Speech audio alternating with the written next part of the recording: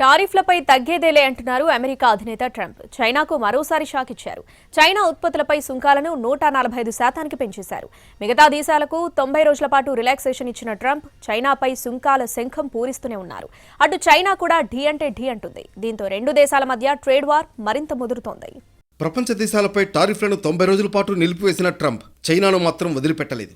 తమపై 84% సుంకాలు వేస్తామన్న డ్రాగన్పై ఏకంగా 145% ట్యాక్స్ వేశారు. చైనా దిగుమతులపై ఉన్న 20% సుంకాలకు అదనంగా 34% విధిస్తున్నట్లు ప్రకటించడమే ఆలస్యం. రెండు దేశాల మధ్య ట్రేడ్ వార్ పీక్స్కు చేరింది. అమెరికా టారిఫ్కు కౌంటర్ ఇచ్చింది చైనా. ఆ దేశం నుంచి దిగుమతయ్యే వస్తువులపై 34% అదనపు సుంకం విధించాలని నిర్ణయించింది.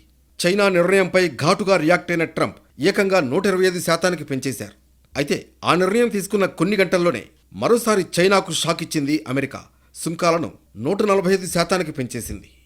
ఓవైపు చైనాపై సుంకాలు విధిస్తూనే ప్రపంచ దేశాలకు కాస్త రిలీఫ్ ఇచ్చింది అమెరికా. కొన్నాళ్లుగా యుఎస్ మార్కెట్లు భారీగా పతనమయ్యాయి. టారిఫ్ల అమలు ప్రకటనతో మరింతగా కుప్పకూలాయి.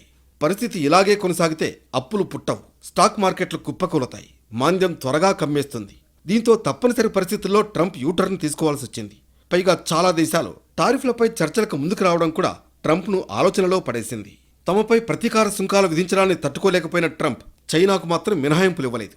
ఇంత జరిగినా జిన్పింగ్ మాత్రం వెనక్కి తగ్గేదే లేదంటున్నారు. మేం చైనీయులం, ఇలాంటి కవ్వింపులకు భయపడేది లేదని తెగేసి చెప్పేశారు.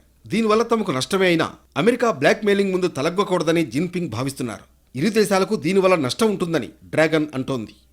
టారిఫ్లపై ప్రస్తుతానికి ఇరు దేశాలు బింకంగా ఉంటున్నా త్వరలో చర్చలు జరిగే అవకాశాలున్నాయని నిపుణులు అంచనా వేస్తున్నారు. అయితే ట్రంప్, జిన్పింగ్ ఇద్దరిలో ఎవరు ఆ దిశగా ముందడుగు వేస్తారన్నదే ఆసక్తిని రేపుతోంది.